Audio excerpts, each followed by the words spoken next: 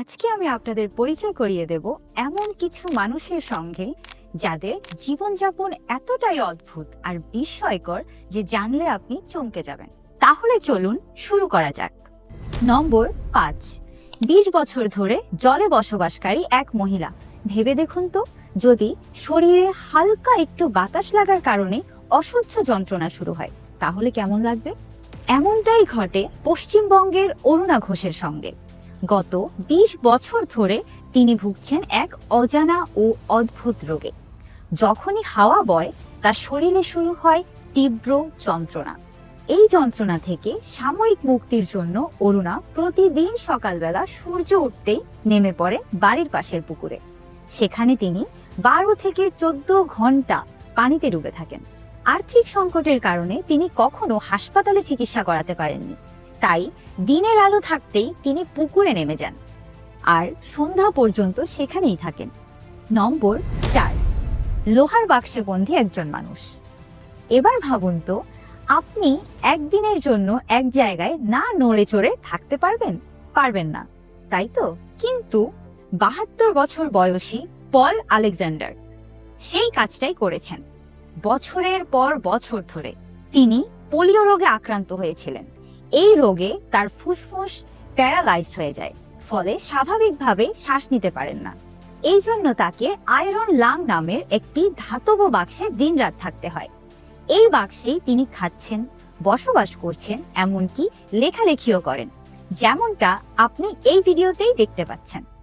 পল জীবনের পুরো দায়িত্ব তুলে দিয়েছেন এই বাক্সের ওপরেই। নম্বর 3, সুয়ারেজে 20 বছর ধরে বাস করা এক ব্যক্তি। এবার দেখা করুন মিগুয়েল রেস্ট্রোপোর সঙ্গে।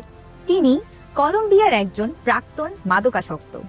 মাদক সেবনের কারণে পরিবার ও সমাজ থেকে বিচ্ছিন্ন হয়ে তিনি গত 21 বছর ধরে স্ত্রী ও একটি পোষা কুকুরকে নিয়ে বাস করছেন একটি 3 মিটার লম্বা সুয়ারেজ ট্যাঙ্কে। হ্যাঁ, ঠিকই শুনেছেন, এটি পুরানো ড্রেন ট্যাঙ্কেই এখন তার স্থায়ী ঠিকানা।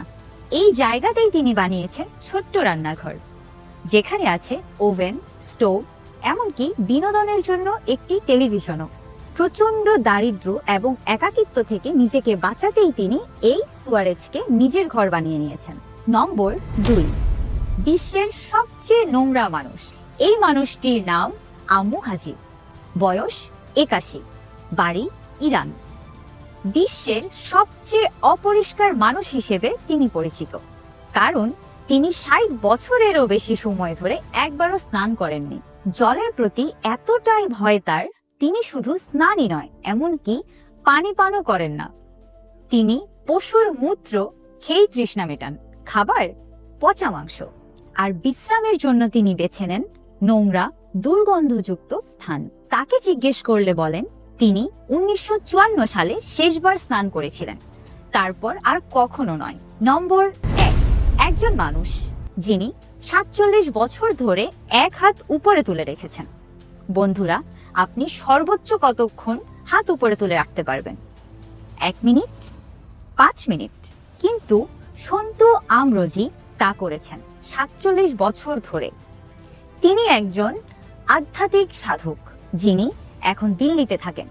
1970 সালে পরিবার ত্যাগ করে শিব ভক্তিতে নিজেকে উৎসর্গ করেন।